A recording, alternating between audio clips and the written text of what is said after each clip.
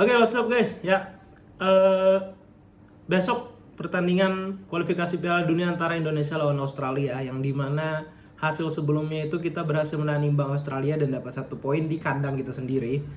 Tapi anyway, ini bakal lebih compact lagi, lebih sulit lagi. Kenapa? Karena kita akan bermain di kandang Australia, tapi kita punya amunisi yang baru gitu. Kita punya tim pelatih yang baru, terus juga pemain-pemain, tambahan 3 pemain baru diaspora ya. Tapi kalau gue lihat ini akan jadi problem kalau tidak diatasi, karena kita harus beradaptasi dengan pelatih baru yang which is kita nggak tahu gaya permainannya seperti apa. Tapi menurut gue mungkin tidak akan jauh berbeda dari pelatih sebelumnya. Seperti match kita lawan Arab Saudi, mungkin ada beberapa pemain yang dimasukkan, pemain-pemain baru yang siap membela timnas kita yang beberapa hari lalu dinaturalisasi.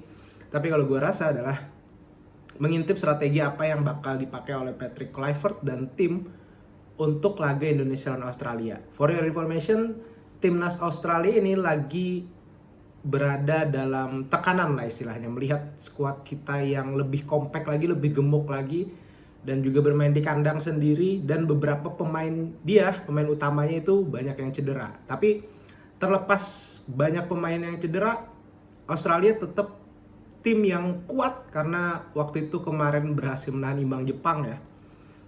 Dan kalau gue lihat memang pertandingan kita waktu lawan Australia itu lebih sedikit ada keberuntungan dan faktor tuan rumah kita yang bisa menahan Australia imbang. Terlebih juga Australia yang tidak bisa memanfaatkan peluang menjadi gol.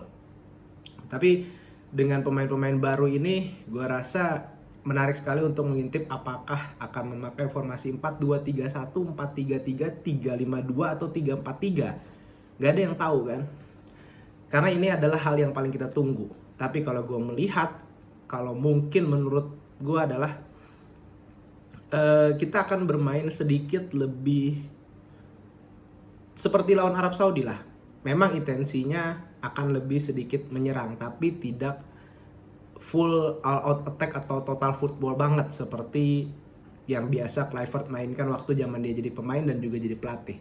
Tapi mungkin akan melakukan sedikit pendekatan yang berbeda, yang dimana kita akan lebih reaktif. Kalau menurut gue ini yang paling amannya adalah bermain reaktif. Kenapa? Karena pertama kita main di kandang lawan ya, terus juga Australia pasti akan ngotot, dan kita bisa memanfaatkan karena bobot para pemain Australia itu kita lebih unggul speed dibanding Australia. Tapi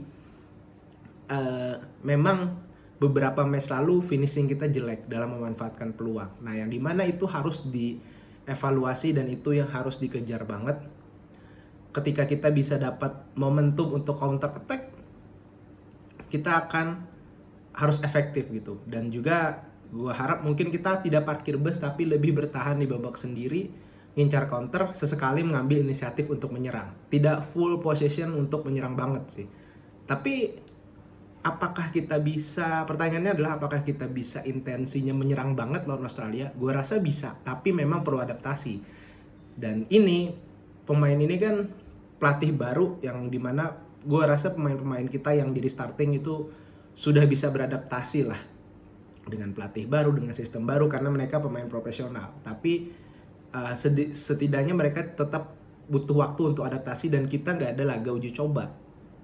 Jadi mungkin akan lebih reaktif dan sesekali mengambil inisiatif untuk menyerang, atau mungkin sama-sama menyerang dan bertahan dengan bagus ya. Yang penting yang gue harapkan adalah kita bisa curi 1 poin di Australia. Bisakah? Gue rasa bisa. Atau kalau kita bisa curi 3 poin, mungkin bisa ya. Itu lebih bagus lagi. Tapi semoga kita nggak kalah gitu. Itu yang paling penting. Karena kalau kalah, memang masih ada peluang untuk mengincar peringkat 3 dan 4. Tapi lebih make sense adalah kita punya peluang untuk bisa langsung lolos dengan jadi runner up. Yang dimana salah satunya kita harus melewati Australia dulu. Dan kalau starting line up menurut gue adalah yang paling masuk akal ya. Entah formasi 4-2-3-1 atau 3-5-2 atau 3-4-3. Tapi mungkin akan, kalaupun pakai 4-3-3, kiper Martin Pas, terus dua center back itu Itses dan Hilhers. Di kanan Kevin Dick, di kiri Verdonk. Di tengah pastinya Tom Haye. Dan Pelumpesi mungkin akan dipasang jadi starter karena dia punya etos kerja dan dia juga lebih senior dibanding Ivar.